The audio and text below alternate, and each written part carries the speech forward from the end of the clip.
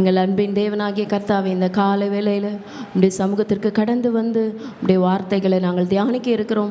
எங்கள் அன்பின் தேவன், எங்களோடு கூட நீர் பேசுவீராக, எங்களை நீர் கட்டுவீராக, எங்களை நீர் கட்டி எழுப்பி உடைய ராஜ்யத்திற்கு புரோஜனம் உள்ளவர்களாக எங்களை நீர் மாற்றுவீராக.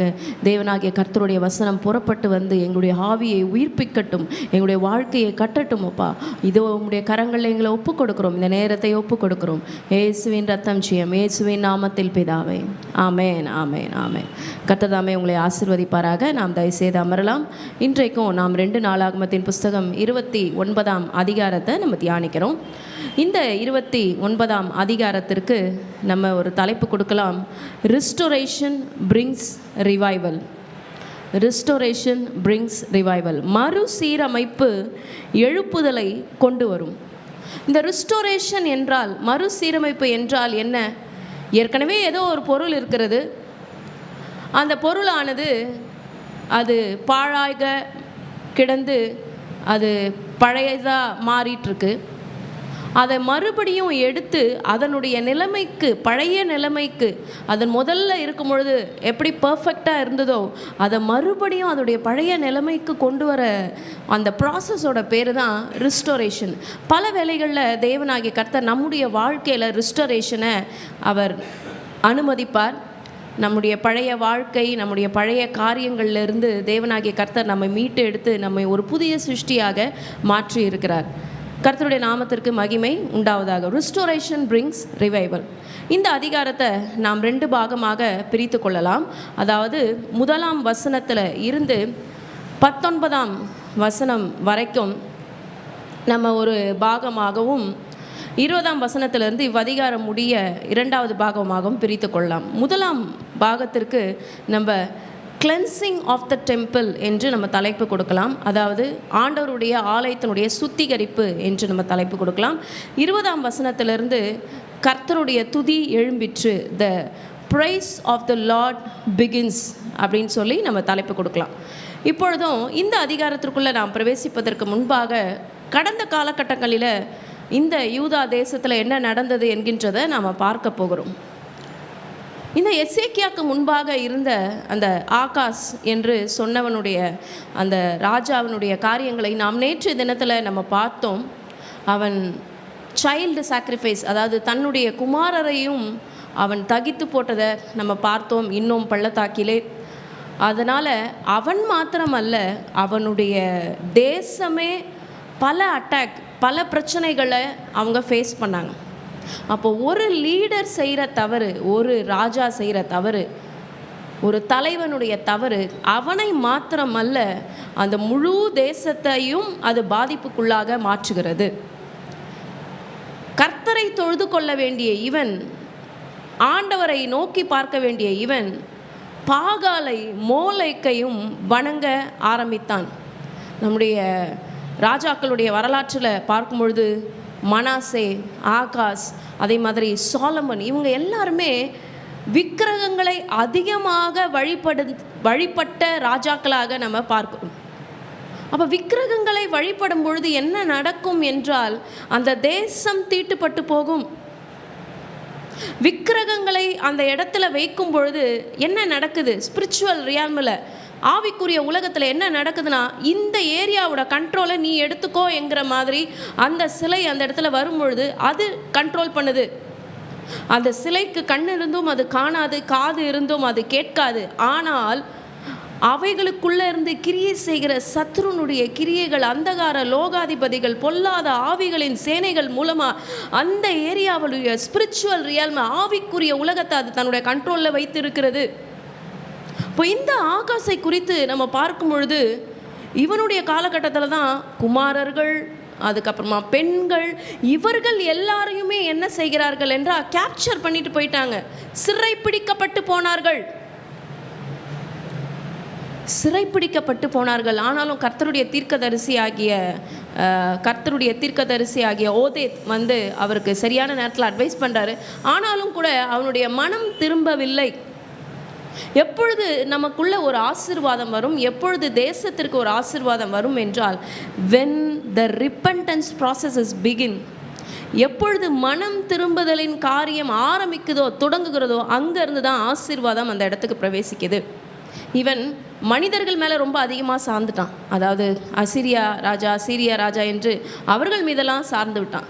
He was a very wicked king of Judah. அப்படியே இதற்கு முன்பாக காரியத்தை பார்க்கும் பொழுது யோதாம், ஏன் நம்ம இந்த பழைய காரியங்களை நாம் நினைப்பூட்டுகிறோன்னா, ரெஸ்டோரேஷன் பண்ணுற அளவுக்கு தேசம் என்ன ஆச்சு, ஏன் ரெஸ்டோரேஷன் அவசியம், தேசம் தீட்டுப்பட்டு இருக்கிறது, இது கர்த்தருடைய தேசமாக இது இல்லை. அப்போ இந்த தேசம் தீட்டுப்பட காரணமாக இருந்தவர்களை தான் இப்போ நம்ம பார்த்து கொண்டு இருக்கிறோம். இதற்கு முன்பாக யோதாம் என்கின்றவர் அவர் ராஜாவாக இருக்கிறார். பூரணமான ஆட்சி, யோதாமுடைய ஆட்சி நம்ம பார்க்கும் பொழுது ஒரு பூர்ணமான ஆட்சியாக இருந்தது. யாவே அவருக்கு போதுமானவராக இருக்கிறாருங்கிறது அவருடைய பேருடைய அர்த்தம். அவர் 25 வருஷம் அவர் ஆளுகை செய்கிறார். அவருடைய ஆட்சி ரொம்ப அருமையான ஒரு ஆட்சியாக இருந்தது. யோதாமுடைய ஆட்சியில் பார்க்கும்பொழுது நிறைய கட்டிடங்களை கட்டுகிறார், கர்த்தருடைய ஆலயத்தை கட்டுகிறார், கர்த்தருடைய ஆலயத்துக்கு போகிற வழி அந்த அப்பர் கேட்டை கட்டுகிறார். இதெல்லாம் எல்லாவற்றையும் நம்ம பார்த்தோம். அது மாத்திரமல்ல, அம்மோனை முறியடிக்கிறத நம்ம பார்க்க முடியும். பாருங்கள், ஆண்டவர் ஒரு மனிதனோடு கூட இருக்கும் பொழுது அவனால் தன்னுடைய எதிரியை முறியடிக்க முடியும் என்கிறதற்கு இந்த யோதாம் ஒரு நல்ல ஒரு உதாரணமாக இருக்கிறார்.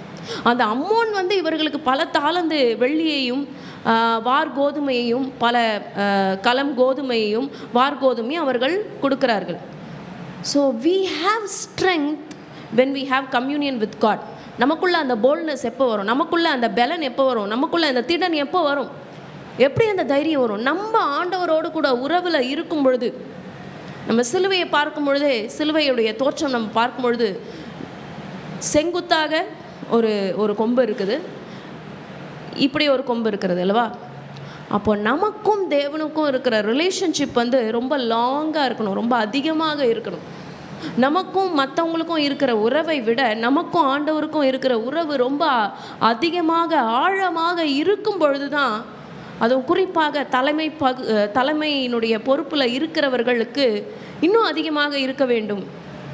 இப்போ இந்த யோதாமுக்கு முன்னாடி என்ன நடந்தது நம்ம பார்க்கும்பொழுது, உசியா அவன் கர்த்தருடைய பார்வைக்கு செம்மையானதை செஞ்சாலும் ரொம்ப துணிகரமாக ஆண்டவருடைய ஆலயத்தில் பிரவேசித்து ஆசாரியர்கள் மாத்திரம் செய்ய வேண்டிய காரியங்களை அவன் தூபம் காட்டுகிற வேலையில் தாமே குஷ்டம் வந்ததுனால அவனுடைய சரித்திரம் அப்படியே முடிந்து விடுகிறது. அதற்கு முன்னாடி இருக்கிற அமத்சியாவும் அவன் கர்த்தருடைய பார்வைக்கு செவ்வையானதை செய்தாலும் அதை முழுமையாக செய்யவில்லை என்று பைபிள் சொல்லுது. அதாவது அவன் பர்ஃபெக்டாக பண்ணலை, ஏனோ தானோ. இன்றைக்கி பல நேரங்களில் கர்த்தருடைய பிள்ளைகளாக இருக்கிற நாம் கர்த்தருடைய காரியங்களில் நம்ம செய்யும் பொழுது நம்முடைய முழு மனதை செலுத்துவதில்லை. எந்த ஒரு காரியமே நம்ம ஃபோக்கஸ் பண்ணி செய்யும் பொழுது தான் அதில் நம்மளால் நல்ல வெற்றியை காண முடியும். இப்போ பிள்ளைங்க படிக்கிறாங்க, அதாவது போர்டு எக்ஸாமுக்கு ப்ரிப்பேர் பண்ணுற பிள்ளைங்க படிக்கிறாங்க.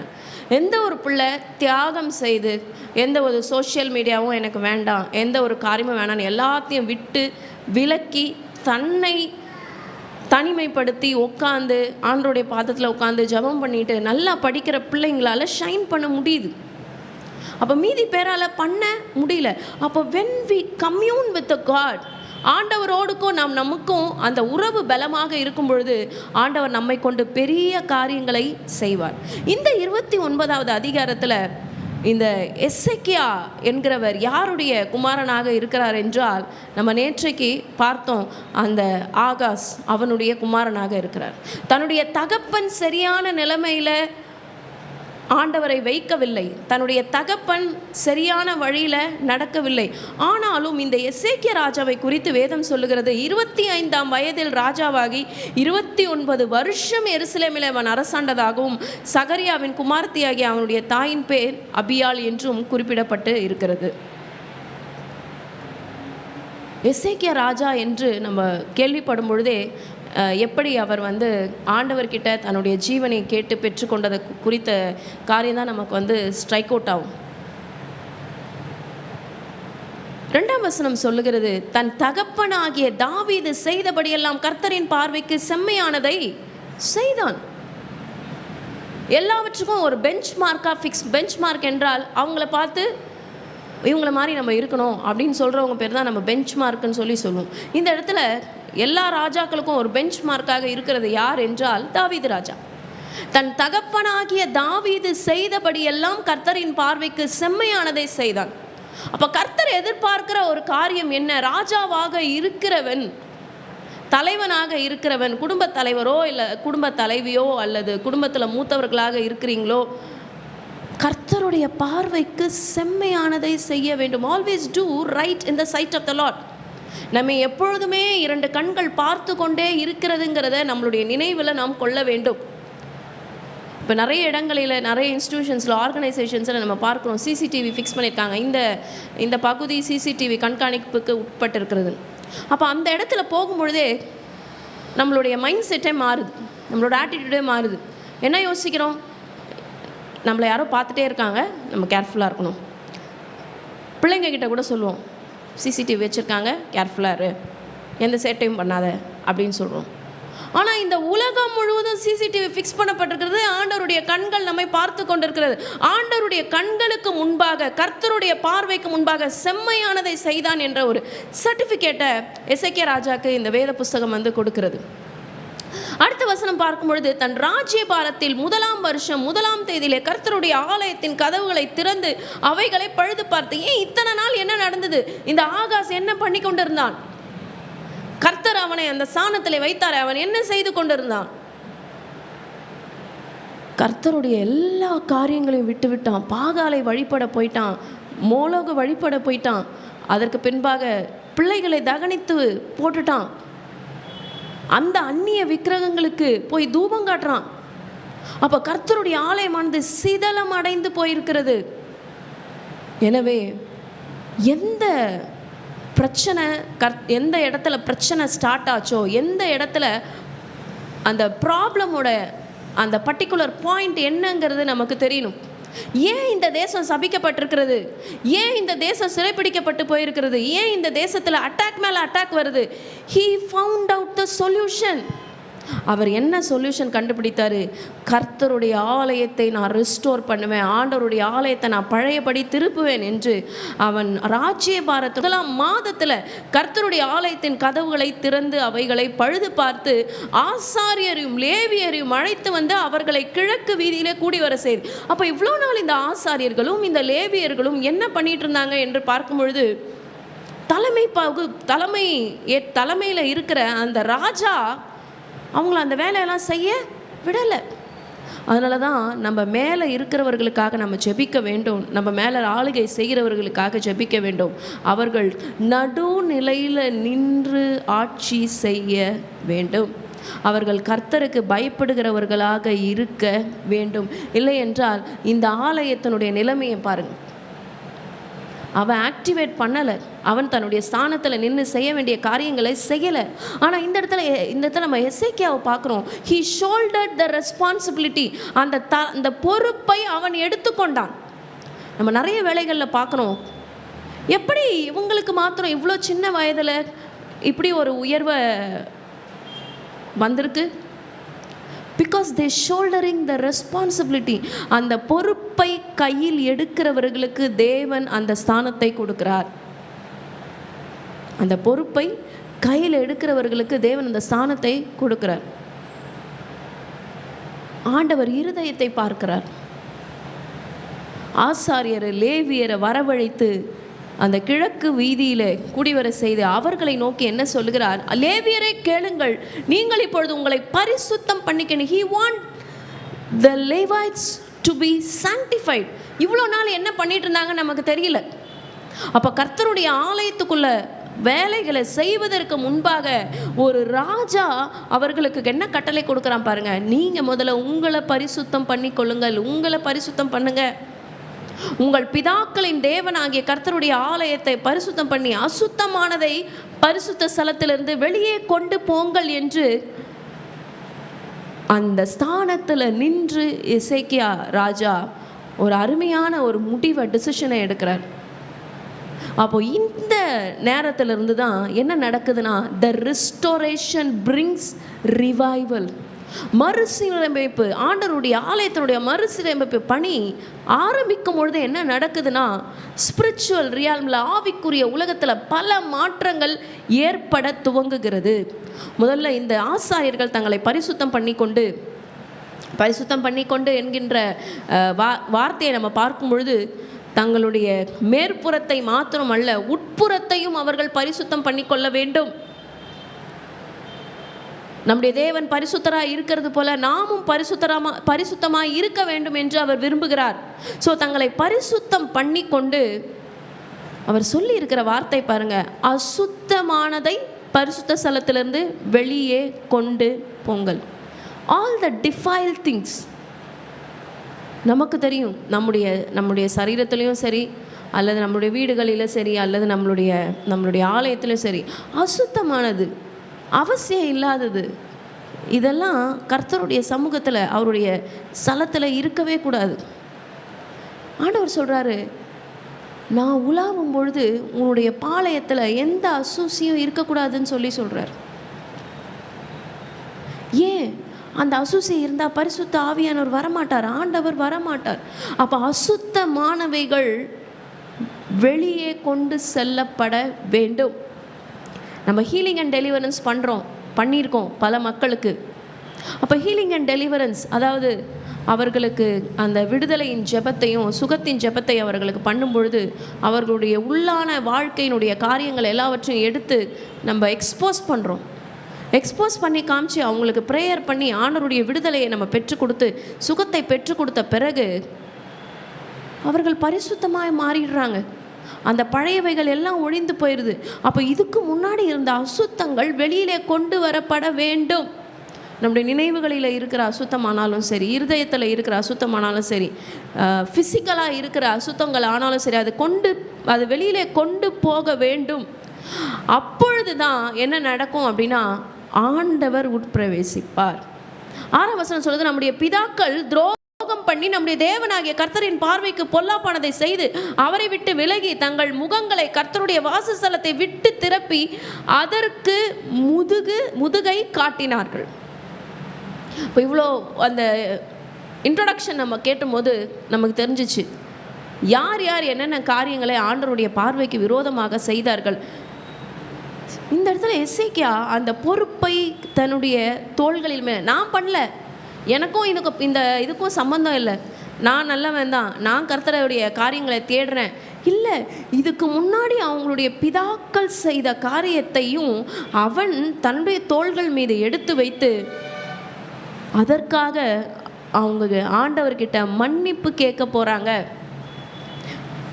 இவங்கெல்லாம் சேர்ந்து துரோகம் பண்ணிட்டாங்க, இவங்கெல்லாம் சேர்ந்து ஆண்டவருடைய பார்வைக்கு பொல்லானவைகளை செய்து விட்டார்கள், கர்த்தருடைய சமூகத்தை விட்டு விலகி விட்டார்கள் என்று அவன் ஆண்டவரிடத்தில் கேட்கணும். அவர்கள் பரிசுத்த ஸ்தலத்தில் இஸ்ரவேலின் தேவனுக்கு சர்வாங்க தகன பலி செலுத்தாமலும் தூபம் காட்டாமலும் விளக்குகளை அணைத்து போட்டு மண்டபத்தின் கதவுகளையும் பூட்டி போட்டார்கள். கர்த்தருடைய ஆலயத்தில் இருக்கிற அந்த விளக்கானது எரிந்து கொண்டே இருக்க வேண்டும். காலையில் ஃப்ரெஷ்ஷாக இடித்து பிழிந்த அந்த ஒலிவ எண்ணெயை ஊற்றி அந்த விளக்கு எரிந்த நிலையில் இருக்க வேண்டும். சமூகத்து அப்பங்கள் காலையில் வைக்கப்பட வேண்டும், மாலையில் வைக்கப்பட வேண்டும். விளக்கு காலையில் ஏற்றப்பட வேண்டும், மாலையிலே அது அணைந்து போகாதபடி எண்ணெய் ஊற்ற வேண்டும். இப்படியெல்லாம் கர்த்தர் நமக்கு நியாயப்பிரமாணத்தில் சொல்லி இருக்கும் பொழுது இந்த இடத்துல என்ன நிலைமை நடந்திருக்கு பாருங்க. பரிசுத்த ஸ்தலத்தில் இஸ்ரவேலின் தேவனுக்கு முன்பாக சர்வாங்க தகன பலிகள் செலுத்தப்படவில்லை, தூபம் காட்டப்படவில்லை. பரிசுத்த ஸ்தலத்துக்கு முன்பாக இருக்கிற அந்த தூப பீடத்தில் தூபங்கள் காட்டப்படவில்லை.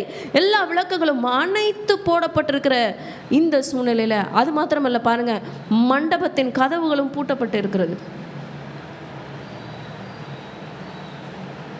இன்னைக்கு ஆண்டவருடைய ஆலயங்கள் எழும்ப வேண்டும். இன்றைக்கு ஆண்டவருடைய ஆலயத்தில் உள்ள ஈவென்ட்ஸ் அதிகமாகணும், ப்ரேயர் அதிகமாகணும், வர்ஷிப் அதிகமாகணும். மக்கள் கூடி கூடி கூடி ஆண்டவருடைய ஆலயத்தில் ஜெபிக்க வேண்டும். ஜெப பலிபீடங்கள் அந்தந்த பகுதியில் இருந்து தூபம் போல ஆண்டவருடைய சமூகத்துக்கு செல்ல வேண்டும். இந்த இடத்துல சொல்லப்பட்டிருக்கிறது, கர்த்தருடைய கடும் கோபம் வந்திருக்கிறது. என்ன கோபம்? கடும் கோபம். ஆகையால் கர்த்தருடைய கடும் கோபம் யூதாவின் மேலும் எருசலேமின் மேலும் வந்து அவர் இவர்களை நீங்கள் உங்கள் கண்களினாலே காண்கிறபடி துயரத்துக்கும் திகைப்புக்கும் பழிப்புக்கும் ஒப்பு கொடுத்தார். பேத்தட்டிக் சிச்சுவேஷன், பரிதாபமான சூழ்நிலை. ஆண்டவருடைய பாதுகாப்பு வளையம் ஒன்று என்று இருக்கிறது என்றால், அந்த பாதுகாப்பு வளையத்துக்குள்ளே நாம் இருந்தோம்னா நம்ம பாதுகாப்பாக இருப்போம். ஆனால் நாமாவை தான் அது நல்லா இருக்கே, அதை நம்ம ட்ரை பண்ணலாமே என்று அந்த பாதுகாப்பு வளையத்தை விட்டு உலகத்தை நோக்கி போகும் பொழுது தான் நாமே நம்முடைய முடிவை தேடிக்கொள்ளுகிறவர்களாக இருக்கிறோம். இந்த இடத்துல ஆண்டவர் சொல்லியிருக்க மாட்டாரா? இத்தனை ஆண்டுகள் தாவீது ராஜாவினுடைய காரியத்தில், தாவீது ராஜா அரியணை ஏறினதுலேருந்து எத்தனை பேர் பார்த்துருப்பாங்க? அவங்களுடைய சந்ததிக்கு அப்புறம் சந்ததிக்கு அப்புறம் சந்ததி, அவர்கள் மாத்திரம் செம்மையான காரியங்களை செய்யும் பொழுது ஏன் இவங்க செம்மையான காரியங்கள் செய்யலை? So teaching and equipping was missing. சொல்லிக் கொடுக்குற ஆட்கள் இல்லை, லேவியர்கள் இல்லை, ஆசாரியர்கள் இல்லை. அப்படியே சோரம் போனாங்க. அவர்களை ஆண்டவர் எந்தெந்த ஸ்தானத்தில் நிறுத்தியிருக்கிறாரோ அவர் அந்தந்த வேலைகளை செய்ய வேண்டும். செய்யவில்லை என்றால் கர்த்தர் நம்மிடத்தில் கணக்கு கேட்பார். இந்த இடத்துல நம்ம பார்க்கிறோம், இது நிமித்தம் நம்முடைய பிதாக்கள் பட்டயத்தினால விழுந்து போன அதிகாரத்தில் நம்ம பார்த்தோம். கர்த்தருக்கு பிரிய இல்லாத காரியங்களை செய்கிற ஒரு இடத்துல கர்த்தர் தன்னுடைய ஜனத்தை விற்று போட்டதை நம்ம பார்க்கிறோம். ஏன் ஆண்டவர் விட்டுட்டார்? ஒப்பு கொடுத்துட்டார். அவர்களாகவே தங்களுடைய இந்த சோகமான முடிவை தேடிக்கொண்டார்கள். பட்டயத்தினால விழுந்தாங்க, குமாரர் விழுந்தாங்க, நம்முடைய குமாரத்திகள், நம்முடைய மனைவிகள் சிறையிருப்பில் அகப்பட்டார்கள். இது எல்லாவற்றுக்கும் ரீசன் என்ன? they did not seek God. அவங்க ஆண்டவரை தேடவில்லை. இப்பொழுதும் இஸ்ரவேலின் தேவனாகிய கர்த்தருடைய உக்கிர கோபம் நம்மை விட்டு திரும்பும்படிக்கு. ஏன் இந்த ப்ராப்ளம்ங்கிற அந்த ப்ராப்ளமுடைய சென்ட்ரல் பாயிண்ட்டை அவர் ஐடென்டிஃபை பண்ணிட்டாரு. ஏன் என் தேசம் ஆசீர்வதிக்கப்படலை? ஏன் என் தேசத்தில் அழிவு மேலே அழிவு? ஏன் என் தேசத்தினுடைய மக்கள் இவ்வளோ சிரமப்படுறாங்க? ஏன் சிறையிருப்பு? கர்த்தரை தேடவில்லை என்கின்றதை அவர் கண்டுபிடித்து விட்டு கர்த்தருடைய உக்கிர கோபம் நம்மை விட்டு திரும்ப வேண்டும் என்று அவர் என்ன செய்கிறார் என்றால் 10ஆம் வசனம் சொல்லுகிறது, அவரோட உடன்படிக்கை பண்ண என் மனதிலே நிர்ணயித்து கொண்டேன். இப்போ நமக்கும் கர்த்தருக்கும் நடுவில் இருக்கிற உடன்படிக்கையானது புதுப்பித்து கொண்டே இருக்க வேண்டும். நம்ம எப்படி தினமும் நம்முடைய சரீரத்தை ரெஃப்ரெஷ் பண்ணிக்கிறோம், அதே மாதிரி நம்மளுடைய ஆவியை, நம்முடைய ஆத்துமாவை நம்ம ரெஃப்ரெஷ் பண்ண வேண்டும். நம்முடைய உடன்படிக்கையானது, கர்த்தரோடு கொண்ட உடன்படிக்கையானது அது தொடர்ந்து செல்ல வேண்டும். கர்த்தர் நம்மை இந்த பூமியில் வைக்கிற வரைக்கும் அந்த உடன்படிக்கையை நாம் பின்பற்ற வேண்டும். ஆதியில் கொண்டு வந்த அன்பை விட்டா என்று எனக்கு உன் பேரில் ஒரு குறை உண்டு என்று ஆண்டவருடைய வசனம் எனக்கு ஞாபகத்துக்கு வருது. அப்போ இது வரைக்கும் கர்த்தர் அவங்களோட பண்ண உடன்படிக்கையை அவங்க மறந்துட்டாங்க. ஆனால் இந்த எசேக்கியா ராஜாக்கு அவர் அந்த பொறுப்பை தன் மேலே எடுத்துக்கொள்கிறார். தலைமை பொறுப்பில் இருக்கிறவங்க தான் அந்த இடத்துல பதில் சொல்லுகிறவர்களாக இருப்பாங்க. யாரை கேள்வி கேட்பாங்க? அந்த இடத்துல எதனா ஒரு ப்ராப்ளம்னா மேனேஜிங் டைரக்டரை கேட்பாங்க. யாரை கேள்வி கேட்பாங்க? சீனியர் பாஸ்டரை கேட்பாங்க. யாரை கேள்வி கேட்பாங்க? அந்த இடத்துல உயரிய பதவியில் இருக்கிறவங்கள தான் கேட்பாங்க. Because he is a responsible person. இப்போது இந்த இடத்துல எசேக்கியா இந்த ரெஸ்பான்சிபிலிட்டியை, இந்த பொறுப்பை அவன் எடுத்துக்கொண்டு கர்த்தருக்கும் அவருக்கும் இருக்கிற உடன்படிக்கை என் மனதிலே நிர்ணயித்து கொண்டேன் என்று சொல்கிறார். பாருங்கள், he is a very good leader, very good example. ஒரு தலைமை பதவியில் இருக்கிறவங்க பொறுப்புகளை தட்டி கழிக்கக்கூடாது, ஏனோதானோ என்று செய்யக்கூடாது. களத்தில் இறங்கணும். களத்தில் இறங்கி என்ன ப்ராப்ளம்ங்கிறத கண்டுபிடித்து அதற்குரிய சொல்யூஷனையும் செய்ய வேண்டும். என் குமாரரே, இப்பொழுது அசதியாயிராதேயுங்கள். எவ்வளோ அழகாக சொல்லியிருக்காரு பாருங்க. நீங்கள் கர்த்தருக்கு பணிவிடை செய்யும்படி அவருக்கு முன்பாக நிற்கவும் அவருக்கு ஊழியம் செய்கிறவர்களையும் தூபம் காட்டுகிறவர்களுமாக இருக்கவும் உங்களை அவர் தெரிந்து கொண்டார் என்றான். He is reminding the God's people. உங்களை ஏன் ஆண்டவர் தெரிந்து கொண்டிருக்கிறாரு? உங்களை ஆண்டவர் உங்கள் ஸ்தானத்தில் வைத்திருக்கிறார். ஆண்டவர் உங்களை பணிவிடை செய்யும்படி கூப்பிட்டிருக்கிறாரு. Renew the relationship with God. Renew the covenant with God. கர்த்தருடைய ஊழியத்தை செய்யறதுக்கு நம்ம ஆண்டவரிடத்துல உடன்படிக்கை பண்ணியிருப்போம், அல்லது இந்த ஊழியத்தை பொறுப்பெடுத்து நடத்தினேன் அப்படின்னு சொல்லி மனதுக்குள்ள நிர்ணயம் பண்ணியிருப்போம். ஆனால் நம்முடைய சூழ்நிலைகள், நம்முடைய சந்தர்ப்பங்கள் எல்லாவற்றையும் பார்த்து வழி விலகி போயிருப்போம். இன்னைக்கு கர்த்தர் நம்மை பார்த்து சொல்கிறார், நீ கர்த்தருக்கு பணிவிடை செய்யும்படி அவருக்கு முன்பாக நிற்க கர்த்தர் உன்னை அழைத்திருக்கிறார். God has chosen you. God has called you to be his minister. அவருக்கு ஊழியம் செய்கிறவர்களும் தூபம் காட்டுகிறவர்களுமாக இருக்கவும் அவர் உங்களை தெரிந்து கொண்டாருங்கிற ஒரு நினைப்பூட்டுதல். He is reminding the God's people.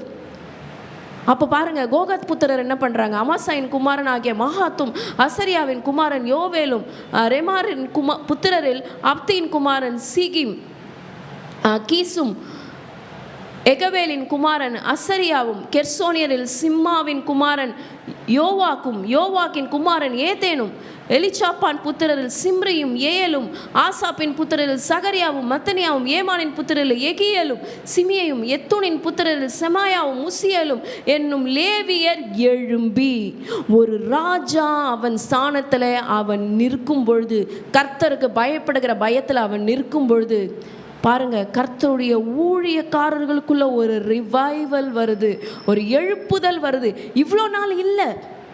The restoration process start ஆன உடனே, மறுசீரமைப்பு பணி ஸ்டார்ட் ஆன உடனே அந்த ஸ்பிரிச்சுவல் ரியால்மே மாறுது. இவர்கள் எழும்புகிறார்கள். லேவியர் எழும்பி, லேவியர் எழும்பி, லேவியர் எழும்பி. அது மாத்திரம் இல்லை, இப்போ ஆண்டவருடைய ஆலயத்தில் செய்யறதுக்கு வேலைகள் ரொம்ப அதிகமாயிருச்சு. அதனால என்ன பண்றாங்க? தங்கள் சகோதரரை கூடி வர செய்து பரிசுத்தம் பண்ணி கொண்டு கர்த்தருடைய வசனங்களுக்கு ஒத்த ராஜாவினுடைய கற்பனையின்படி கர்த்தருடைய ஆலயத்தை சுத்திகரிக்க வந்தார்கள். நம்முடைய ஆலயத்தில் ஊழியம் பண்ணுவதற்கான பல ஆப்பர்ச்சுனிட்டிஸை நம்ம கொடுக்குறோம். சின்ன குழந்தைக்கு கூட ஊழியம் பண்ணணும் அப்படிங்கிற ஒரு நினைப்பை நம்ம கொண்டு வருகிறோம். இங்கே ஆண்டவருடைய ஆலயத்தினுடைய இந்த சுத்திகரிப்புக்கு செய்யறதுக்கு ஆட்கள் போதலை. அதனால் என்ன செய்கிறார்கள்? தன்னுடைய சகோதரரையும் கூடி வர செய்கிறாங்க. பரிசுத்தம் பண்ணிக்கொண்டு ஆண்டவருடைய வசனங்களுக்கு ஒத்தபடி ஆண்டவருடைய ஆலயத்தை சுத்திகரிக்க வந்தார்கள். இது இவர்கள் வெளிப்புறமாக ஆண்டவருடைய ஆலயத்தை சுத்திகரிக்கிறார்கள். தேவஜனமே, ஆண்டவருடைய ராஜ்யம், ஆண்டவருடைய ஆலயம் என்று நாம் மாத்திரமல்ல, நம்மை சார்ந்தவர்களையும், நம்முடைய செல் குரூப்பில் இருக்கிறவங்க, நம்முடைய குடும்பத்தில் இருக்கிறவர்களை நாம் அவர்களை கொண்டு வர வேண்டும். சில நேரம் சண்டே சர்வீஸ்க்கு வாங்க அப்படின்னா அவங்களால வர முடியாத சூழ்நிலை இருக்கும், வேலை பலு இருக்கும். நம்ம மக்கள் 7 நாளும் வேலை செய்கிற மக்கள்லாம் இருக்கிறாங்க. பார்வோனினுடைய நுகத்தடி நம்முடைய தேசத்தின் மேலே சுமத்தப்பட்டு இருக்கிறது. இந்த நுகத்தடியெல்லாம் நம்மளால எப்படி முறிக்க முடியும்? Through prayer. அப்போ அவர்களுக்கு நம்ம வேற என்ன நம்ம அட்வைஸ் பண்ணலாம்? என்ன அட்வைஸ் பண்ணலாம்? வாரத்தில் எதனா ஒரு நாள் அவங்களுக்கு வீக் ஆஃப் இருக்கும். அந்த நேரத்தில் அவங்கள ஆலயத்தில் நம்ம கொண்டு வர சொல்லலாம். நம்மளுடைய ஆலயம் திங்கட்கிழமையை தவிர எல்லா நாளும் ஆலயம் திறந்திருக்கிறது. அப்போ அனைவரையும் ஆண்டவருடைய ராஜ்யத்தின் பணியை செய்ய வேண்டும் என்ற ஒரு ஃபோர்ஸ் நம்ம கொடுத்து தான் ஆக வேண்டும். அவர்களுக்கு உற்சாகமூட்ட வேண்டும், அவங்களை என்கரேஜ் பண்ண வேண்டும்.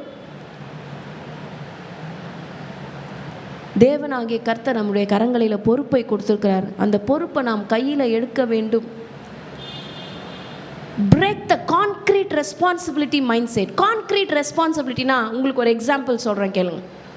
இப்போ நான் சொல்கிறேன், நம்மளுடைய சர்ச்சில் தண்ணி குடிக்கிற இடத்துல இருக்கிற அந்த வாட்டர் பாட்டில் காலி ஆயிடுச்சுப்பா, இந்த வாட்டர் கேன் காலி ஆயிடுச்சு, கொஞ்சம் என்ன பண்ணிடுங்க, தண்ணி எடுத்துகிட்டு வந்துடுங்க அப்படின்ட்டு நான் சொல்லிட்டு போயிடுறேன்னு வச்சுக்கோங்களேன்.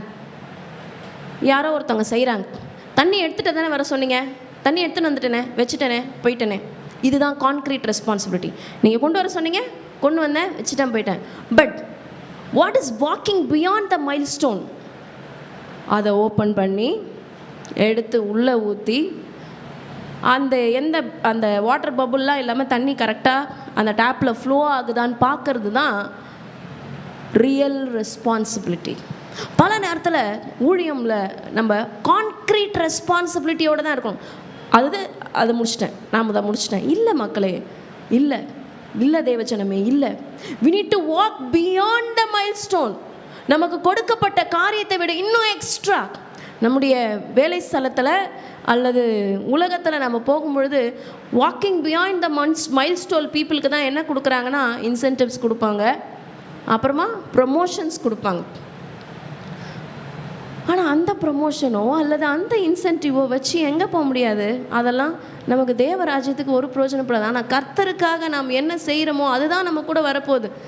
இதோ சீக்கிரமாய் வருகிறேன், அவனுடைய கிரியைக்கு தக்கதான பலன் என்னோடு கூட வருகிறது என்று ஆண்டவர் சொல்லுகிறார். அப்போ கர்த்தருடைய ஆலயத்தின் வேலைகளை அவர்கள் செய்கிறார்கள். இத்தனை பேரையும் அவர்கள் உட்படுத்துகிறாங்க. அப்போ நம்முடைய ஆலயத்திலையும் சின்ன பிள்ளைகள்லேருந்து பெரியவங்க வரைக்கும் என்ன அவர்களால் முடியுமோ அந்த காரியத்தை செய்யும்படி, ஒரு கால் ஊழியமாவது அவர்களை நடத்தும்படிக்கு அவர்களை நாம் உற்சாகப்படுத்த வேண்டும். அடுத்தபடியாக சொல்லுது, ஆசாரியர்கள் கர்த்தருடைய ஆலயத்தில் சுத்திகரிக்கும்படி உட்புறத்தில் அவங்க பிரவேசிக்கிறாங்க. கர்த்தருடைய ஆலயத்தில் கண்ட சகல அசுத்தத்தையும் வெளியில் எடுத்து போடுறாங்க, ஆலய பிரகாரத்தில் கொண்டு வராங்க. அப்பொழுது லேவியர் அதை எடுத்து வெளியிலே கிதரோன் ஆற்றுக்கு கொண்டு போனார்கள். சுட்டெரிக்கப்படுறது. அடுத்தது 1ஆம் மாதம் 1ஆம் தேதியில் அவர்கள் பரிசுத்தம் பண்ண தொடங்கி 8ஆம் தேதியிலே கர்த்தருடைய மண்டபத்தில் பிரவேசித்து கர்த்தருடைய ஆலயத்தை 8 நாளில் பரிசுத்தம் பண்ணி 1ஆம் மாதம் 16ஆம் தேதியிலே அதை முடிக்கிறார்கள். ஸோ எடுத்த வேலையை என்ன செய்கிறாங்கன்னா பர்ஃபெக்டாக செஞ்சு முடிக்கிறாங்க.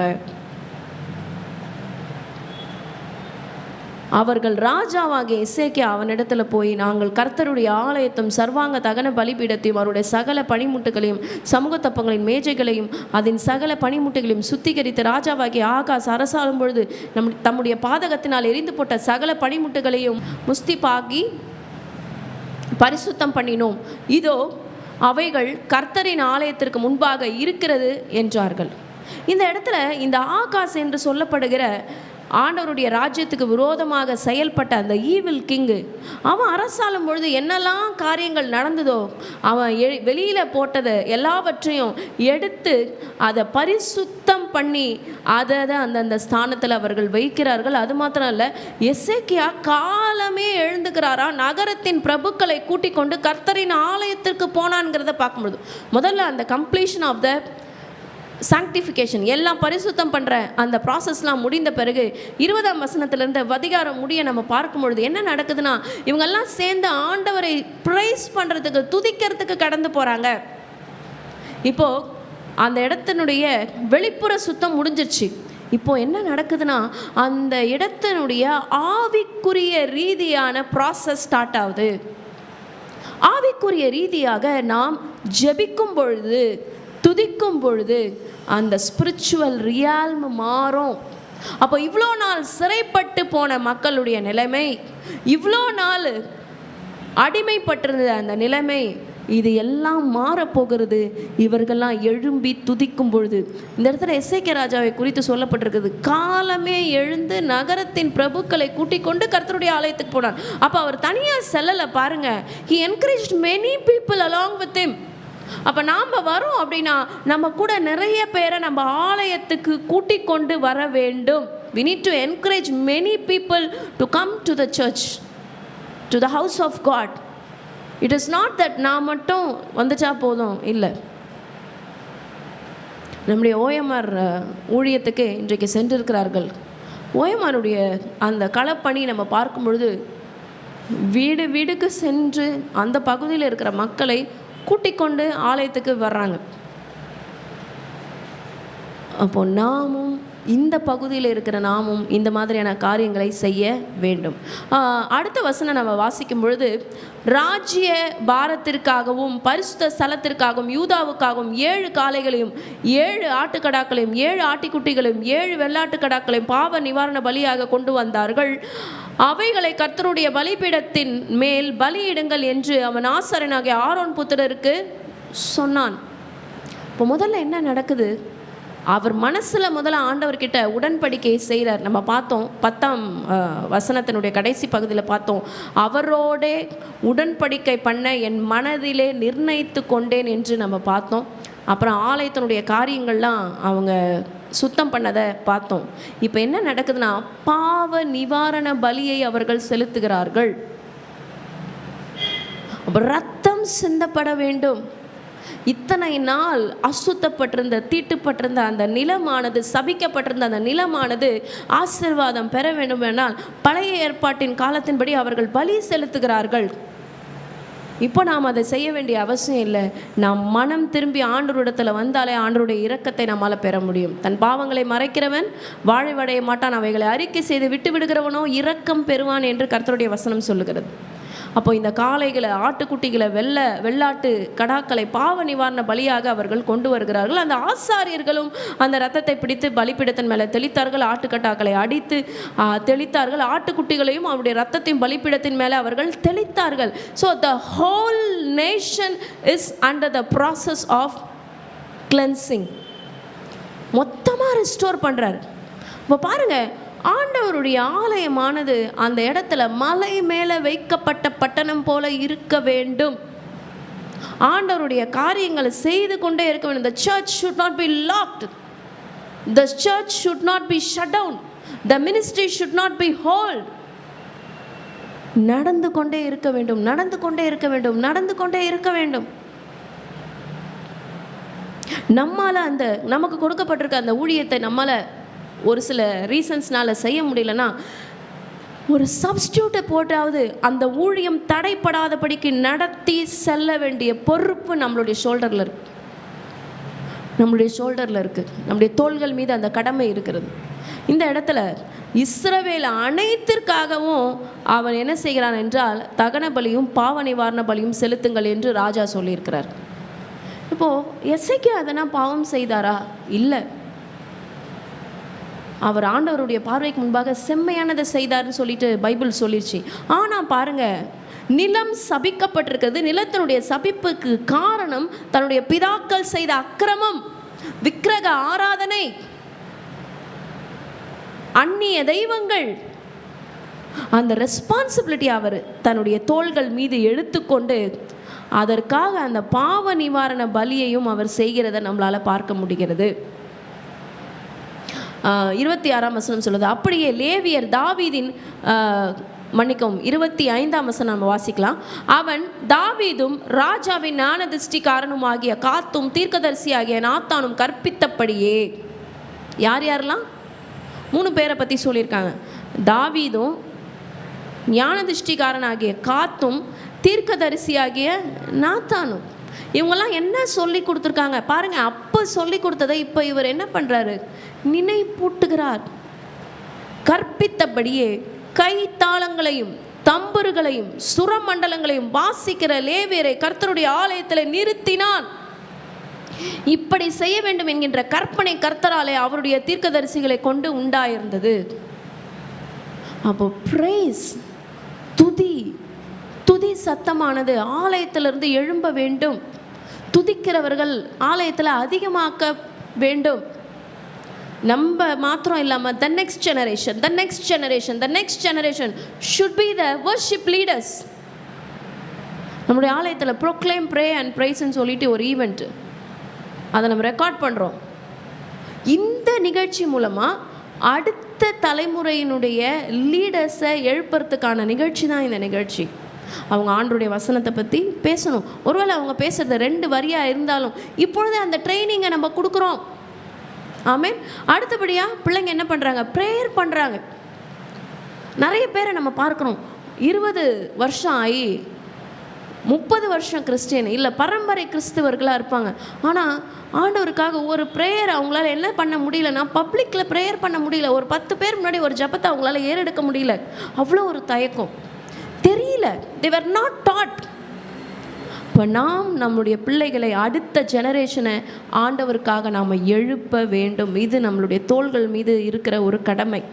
இந்த இடத்துல நம்ம பார்க்கும் பொழுது அன்றைக்கே அவர்கள் கற்பித்தபடியே அவரவருடைய ஸ்தானத்தில் நிற்க வைத்து அவங்க லேவியர் தாவீதின் கீத வாக்கியங்களையும் ஆசாரியர் பூரிகைகளையும் பிடித்து நின்றார்கள். அப்போ எசேக்கியா என்ன செய்கிறார் என்றால், பலிபீடத்தின் மேல் அந்த தகன பலிகளை செலுத்த அவன் கட்டளையிடுகிறான். அவங்க அதை செலுத்த துவங்கின நேரத்தில் என்ன நடக்குது பாருங்க. கர்த்தரை துதிக்கும் கீதமும் பூரிகைகளும் இஸ்ரவேல் ராஜாவாகிய தாவீது ஏற்படுத்தின கீத வாக்கியங்களும் முழங்க தொடங்கியது. கீதத்தை பாடி பூரிகைகளை ஊதிக்கொண்டிருக்க சர்வாங்க தகன பலிகளை செலுத்தி தீர் மற்றும் சபையார் எல்லாரும் பணிந்து கொண்டிருந்தார்கள். They worshiped God.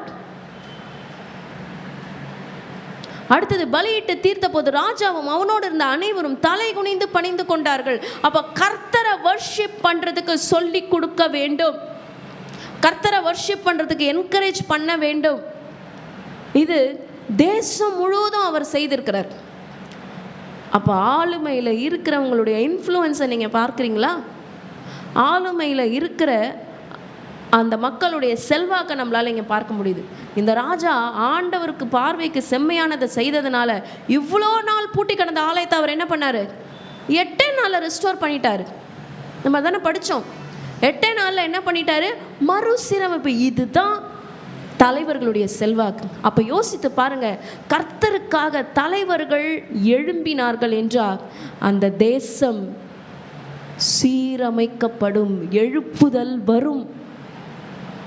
பின்பு எசேக்கியா ராஜாவும் பிரபுக்களும் லேவியரை நோக்கி, நீங்கள் தாவீதும் ஞான திருஷ்டிக்காரனாகிய ஆசாபும் பாடின வார்த்தைகளினால கர்த்தரை துதியுங்கள். அப்பொழுது மகிழ்ச்சியோட துதி செய்து தலை குனிந்து பணிந்து கொண்டார்கள். இன்னும் ஆண்டவரை துதிங்கன்றாங்க. வெறும் ஷோஃபார் ப்ளோ பண்ணுறது மாத்திரம் இல்லாதபடிக்கு நீங்கள் துதிங்கன்னு சொல்லி அவங்க என்கரேஜ் பண்ணுறாங்க.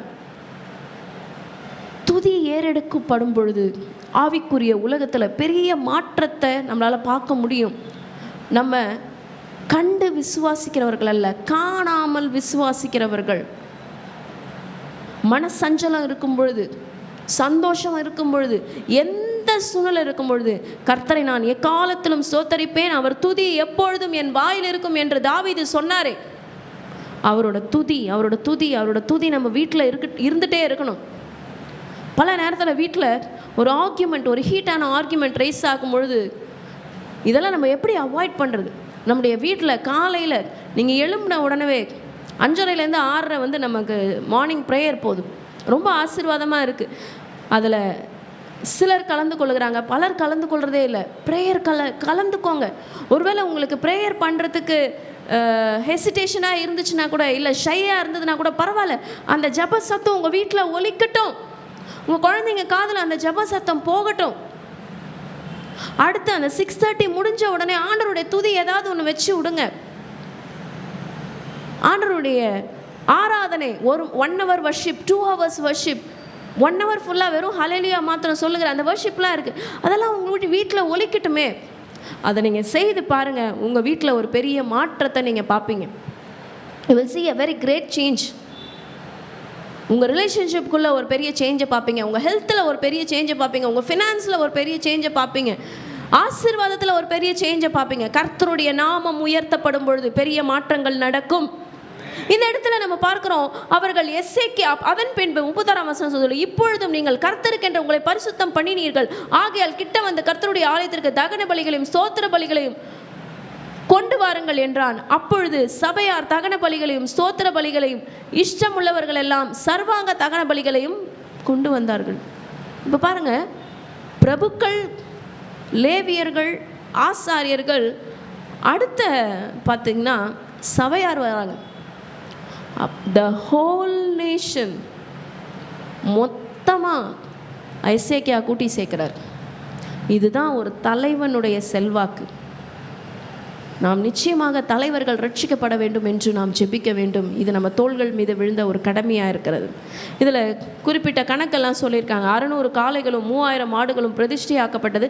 ஆனாலும் ஆசாரியர்கள் கொஞ்சம் பேர் ஆனதினால் அவர்களால் அந்த சர்வாங்க தகனமான ஜீவன்களை எல்லாம் அடித்து தோலுரிக்க முடியாதிருந்தது. ஏன்னா இவ்வளோ நாள் அந்த பலி செலுத்தப்படலை. இவ்வளோ நாள் கர்த்தருடைய ஆலயமானது மூடப்பட்டிருந்தது, மண்டபம் மூடப்பட்டிருந்தது. ஆனால் அவ எல்லாவற்றையும் எடுத்து ரிஸ்டோர் பண்ணி இதுவரைக்கும் பண்ண பாவத்துக்காக பாவ நிவாரண பலி, சர்வாங்க தகன பலிகள் இதெல்லாம் செலுத்தும் பொழுது ஆசாரியர்கள் குறைவுபட இருக்காங்க. இங்கே சொல்லியிருக்காங்க கொஞ்சம் பேராக இருக்காங்களாம். அதனால் அவங்க என்ன செய்கிறார்கள், சர்வாங்க தகன பலிகளை எல்லாம் அடித்து தோல் உரிக்க முடியாதிருந்ததுனால அந்த வேலை தீரும் மட்டும் மற்ற ஆசாரிகள் தங்களை பரிசுத்தம் பண்ணும் மட்டாகும் அவர்கள் சகோதரராகிய லேவியர் அவர்களுக்கு உதவி செய்ய வந்தார்கள். இப்போ கர்த்தருக்காக செய்யறதுக்கு பல பேர் ஆயத்தமாக தான் இருக்காங்க. அந்த ஒரு என்கரேஜ்மெண்ட் நம்ம கொடுத்துட்டோம்னா போதும். இப்போது ஒரு பெரிய விறகு அடுப்பு நம்ம குக் பண்ணுறதுக்கு, நம்ம சமைக்கிறதுக்கு நம்ம ஸ்டார்ட் பண்ணோம்னா, அவ்வளோ பெரிய விறகு அடுப்பை எல்லா குச்சியும் எடுத்துகிட்டு எல்லா கொம்பையும் எடுத்து கொளுத்திட்டு இருக்க மாட்டாங்க. ஒன்று தான் கொளுத்துவாங்க, ஒன்றே ஒன்று. அந்த ஒன்று பற்றி எரிந்தாலே போதும், அந்த முழு விறகுகளும் எல்லா விறகுகளும் பற்றி அமையும், பற்றி எரியும். கர்த்தர் இன்றைக்கு அந்த ஒரு எசேக்கியாவை தான் தேடுகிறார். அவன் ஒருவன் எழும்பினால் போதும், எல்லா ஆசாரியர்கள், எல்லா லேவியர்கள், எல்லா சபையார், இந்த முழு தேசமும் எழும்பும். அவர்கள் எல்லாம் பரிசுத்தம் பண்ணி கொண்டு லேவியர் ஆசாரியர் பார்க்கிலும் மன உற்சாகம் உள்ளவர்களாக இருந்தார்கள். ஊழியத்தில் கண்டிப்பாக என்கரேஜ்மெண்ட் தேவை.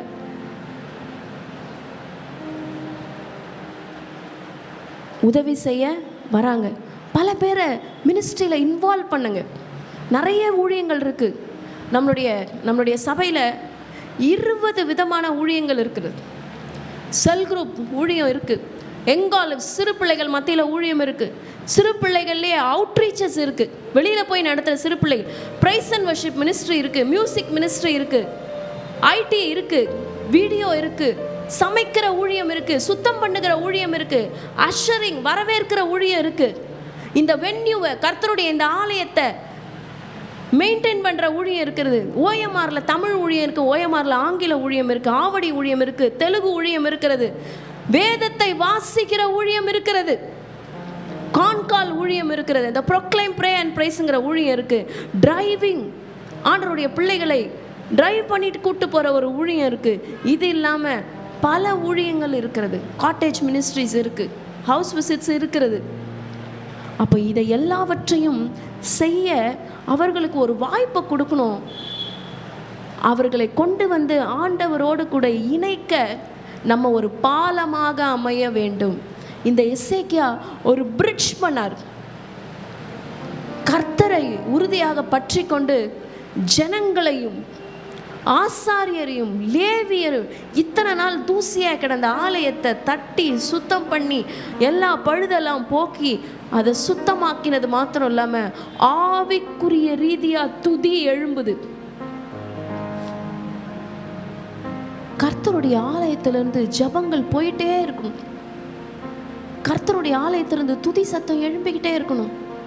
தேவஜனமே, சர்வாங்க தகன பலிகளும் ஸ்தோத்திர பலிகளும் கொழுப்பும் சர்வாங்க தகன பலிகளுக்கு அடுத்த பான பலிகளும் மிகுதியாக இருந்தது. இவ்விதமாய் கர்த்தருடைய ஆலயத்தின் ஆராதனை திட்டம் பண்ணப்பட்டது.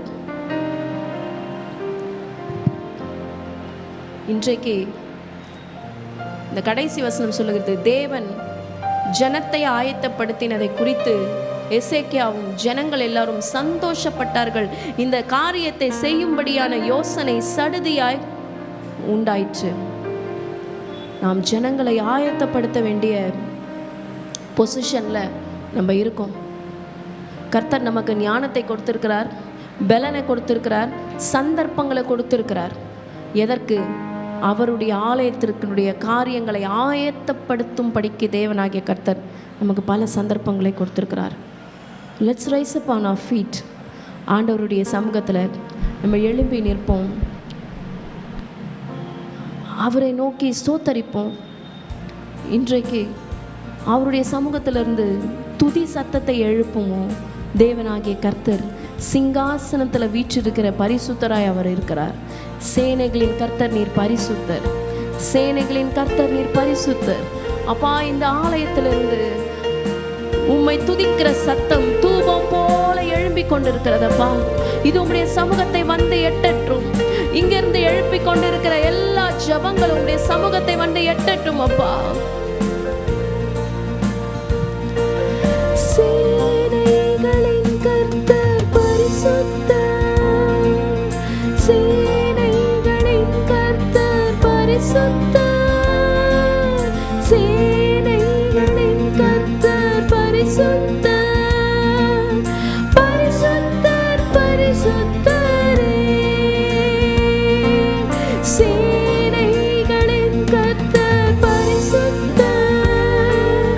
சேனைகளின் கர்த்தர் பரிசுத்தர், சேனைகளின் கர்த்தர் பரிசுத்தர், பரிசுத்தர் பரிசுத்தரே,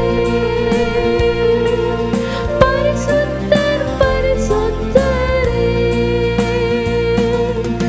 உயரமும் உன்னதமுமான சிங்காசனத்தில் வீற்றிருக்கும், உயரமும் உன்னதமுமான சிங்காசனத்தில் வீற்றிருக்கும் சேனைகளின் கர்த்தராகிய ராஜாவை என் கண்கள் காணட்டும். சேனைகளின் கர்த்தராகிய ராஜாவை என் கண்கள் காணட்டும். சேனைகளின் கர்த்தர் பரிசுத்தர், சேனைகளின் கர்த்தர் பரிசுத்தர், சேனைகளின் கர்த்தர் பரிசுத்தர், பரிசுத்தர் பரிசுத்தரே, பரிசுத்தர் பரிசுத்தரே. எல்லாவற்றிலும் மேலானவர், முழங்கால்கள் முடங்கிடும் இவருக்கு முன். எல்லாவற்றிலும் மேலானவர், முழங்கால்கள் முடங்கிடும் இவருக்கு முன். துதிகனம் மகிமைக்கு பாத்திரரே, தூயவர் இயேசுவை உயர்த்திடுவேன். துதிகனம் மகிமைக்கு பாத்திரரே, தூயவர் இயேசுவை உயர்த்திடுவேன். சேனைகளின் கர்த்தர் பரிசுத்தர், சேனைகளின் கர்த்தர் பரிசுத்தர், சேனைகளின் கர்த்தர் பரிசுத்தர், பரிசுத்தர் பரிசுத்தரே, சேனைகளின் கர்த்தர் பரிசுத்தர், சேனைகளின் கர்த்தர் பரிசுத்தர், சேனைகளின் கர்த்தர் பரிசுத்தர், பரிசுத்தர் பரிசுத்தரே, பரிசுத்தர் பரிசுத்தரே.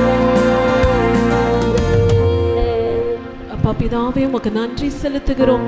இந்த நாளிலும் கூட 2 நாளாகவும் 29வது அதிகாரம் மூலமாக எங்களோடு கூட நீர் பேசினீரே. எசேக்கியா ராஜாவை போல அப்பா நாங்களும் எழும்பி அப்பா தேவனுடைய ராஜ்யத்தை கட்டும்படிக்கு இன்றைக்கு எங்க ஒவ்வொருவரையும் நீர் அழைத்திருக்கிறீர் ஆண்டவரே. அப்பா உம்முடைய அழைப்புல நாங்கள் உறுதியாய் நின்று அப்பா இருளில் இருக்கிற ஜனங்கள் ஒவ்வொருவரையும் பக்கம் திருப்ப ஆண்டவரே நீர் கிருபை தந்ததற்காக நன்றி. இப்பொழுதும் பரிசுத்த ஆவியானவர் எங்க மத்தியில நீங்க உலாவுவதற்காக நன்றி செலுத்துகிறோம். இயேசுவின் ரத்தம் ஜெயம், இயேசுவின் நாமத்தினால் பிதாவே, ஆமென்.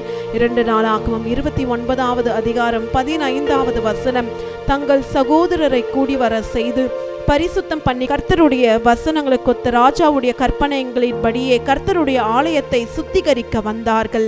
இந்த இடத்துல பார்க்கிறோம், எசேக்கியா ராஜா முதலாவது அவர் ராஜ்யம் ஸ்திரப்பட்ட பிறகு அவர் முதலாவது வருஷத்திலேயே தேவனுடைய ராஜ்யத்தை ஸ்திரப்படுத்துவதை நாம் பார்க்கிறோம்.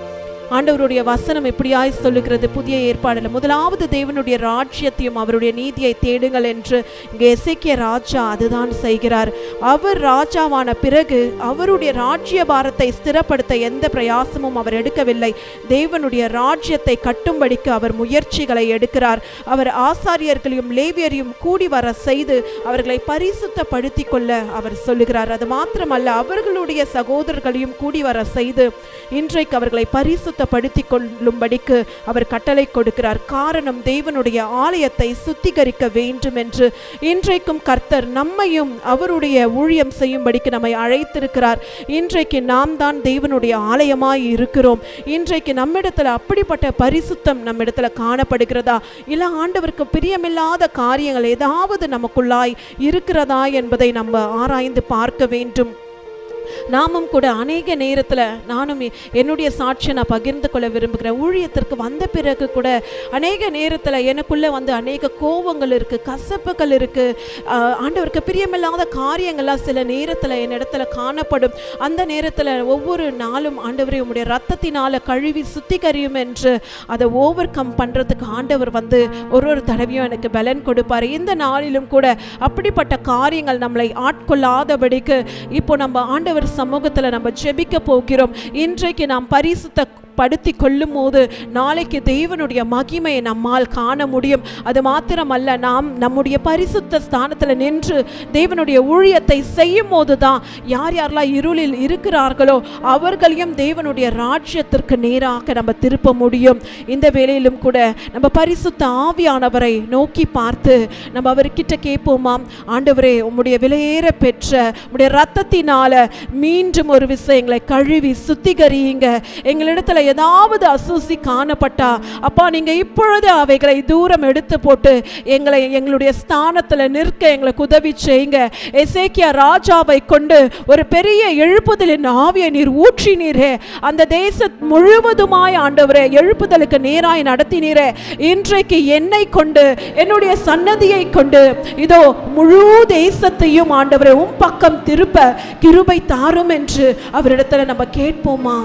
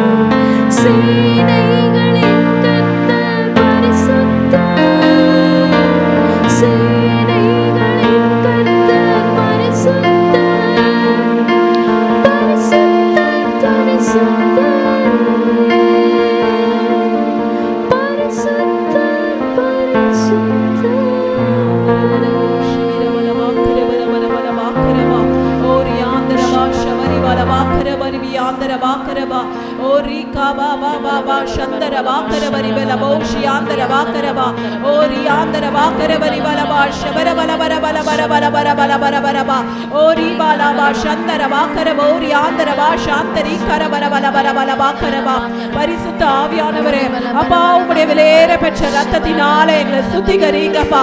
எங்களிடத்துல காணப்படுகிற உமக்கு பிரியமில்லாத காரியங்களை எடுத்து போடுங்க, எல்லா பாவங்களை எடுத்து போடுங்க, எல்லா கோபங்களை எடுத்து போடுங்க, எல்லா எரிச்சலின் ஆவிகளை எடுத்து போடுங்க, எல்லா கசப்புகளை எடுத்து போடுங்கப்பா. அப்பா நாங்கள் உம்மை போல மாற எங்களுக்கு உதவி செய்யுங்கப்பா. நாங்க எங்களுடைய அழைப்புல நின்று ஆண்டவரே அப்பா எங்களுடைய ஊழியங்களை நாங்கள் நிறைவேற்ற நீங்க உதவி செய்யுங்கப்பா. நாங்க மாத்திரம் அல்லப்பா, எங்களுடைய முழு ஆண்டவரே முழு சன்னதியும் ஆண்டவரே அப்பா நாங்கள் உமக்காக எழுப்பி இருளில் நடக்கிற ஜனங்களை ஆண்டவரே உம் பக்கம் திருப்ப நீங்க உதவி செய்யுங்கப்பா. நீர் எவர்களை ஆண்டவரை முன் குறித்தீரோ அவர்களை நீர் அழைத்திருக்கிறீர், எவர்களை அழைத்தீரோ அவர்களை நீர் சுத்தம் பண்ணி இருக்கிறீங்கப்பா. எவர்களை நீர் சுத்திகரித்தீரோ அவர்களை நீதிமான் ஆக்கி இன்றைக்கு நீர் மகிமைப்படுத்தி இருக்கிறீங்கப்பா.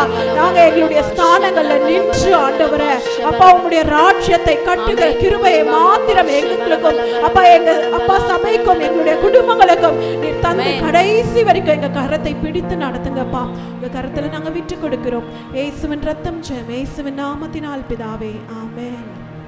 ஒருவராய் சாவாமை உள்ளவர் அவர், சேரக்கூடா ஒளிதனில் வாசம் செய்பவர், ஒருவராய் சாவாமை உள்ளவர் அவர். சேரக்கூடா ஒளிதனில் வாசம் செய்பவர், அகிலத்தை வார்த்தையால் சிருஷ்டித்தவர். இயேசுவை உம்மையே ஆராதிப்பேன். அகிலத்தை வார்த்தையால் சிருஷ்டித்தவர்.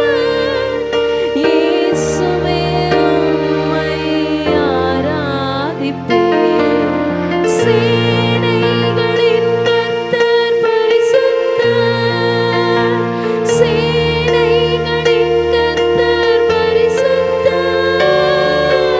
சேனைகளின் கர்த்தர் பரிசுத்தர். பரிசுத்தர் பரிசுத்தரே. பரிசுத்தர்.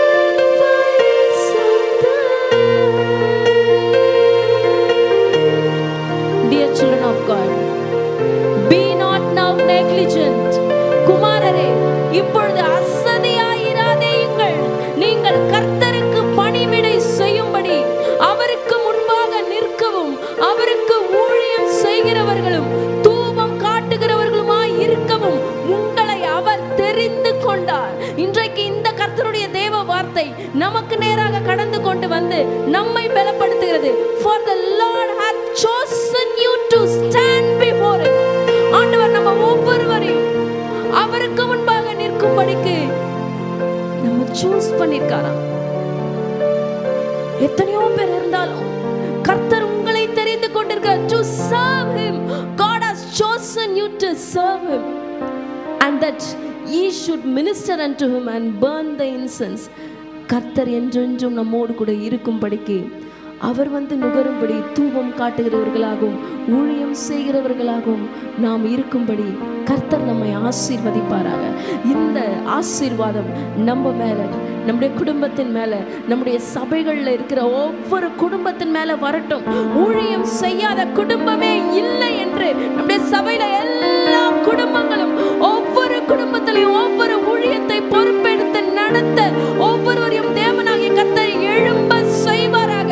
We speak revival in the church. We speak revival in the mighty name of our Lord Jesus Christ. கர்த்தருக்காக கொழுந்து விட்டு எழுகிற ஒவ்வொருவரையும் தேவனாகிய கர்த்தர் நீர் எழுப்புவீராக.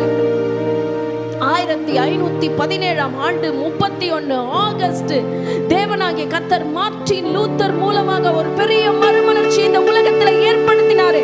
அந்த ஒரு மனிதன் புராட்டஸ்டன்ட் ரிஃபார்மேஷனுக்கு காரணமாக இருந்தாரே. ஆனால் அது போல பல மறுமலர்ச்சியாளர்களை, பல ரிவைவலிஸ்ட என்னோட தேசத்துல எழுப்புங்கப்பா. எங்க சபையில மாத்திரம் இல்லப்பா, சுற்று வட்டாரத்தில் இருக்கிற எல்லா சபைகளும் எழும்ப வேண்டும், பிரகாசிக்க வேண்டும். கர்த்தருடைய ராஜ்யம் பரவ வேண்டும். கர்த்தருடைய ராஜ்யத்துக்கு விரோதமாக இருக்கிற காரியங்களை மேற்கொள்ள வேண்டும். தேவனாகிய கர்த்தர் நமக்கு அந்த அதிகாரத்தை கொடுத்திருக்கிறார். சர்ப்பங்களை, தேள்களை மிதிக்கிற அதிகாரத்தை கொடுத்திருக்கிறார். ஒன்று நம்மை சேதப்படுத்தாது. கர்த்தருக்காக எழும்புவோம், பெரிய காரியங்களை செய்வோம். May the good God bless you. Shalom. Have a blessed day. கடைசி ஆசீர்வாதத்துக்கு நேராக கைகளை விரித்துக் கொள்ளும். ஈவரக்கா அடோனாய் வயீஷ்மரக்கா யா ஏ அடோனாய் பன்னவ் அல்லக்கா விஹுனக்கா ஈஷா அடோனாய் பன்னவ் அல்லக்கா வயசம் லக்கா ஷாலோம் வயசம் லக்கா ஷாலோம். கர்த்தர் உன்னை ஆசீர்வதித்து காக்க கடவர். கர்த்தர் தன் முகத்தின் மேல் பிரகாசிக்க பண்ணி உன்மேல் கிருபையா இருக்க கடவர். கர்த்தர் தன் முகத்தை உன்மேல் பிரசன்னமாக்கி உனக்கு சமாதானம் கட்டளையிட கடவர். ஹல்லேலூயா, ஹல்லேலூயா, ஹல்லேலூயா.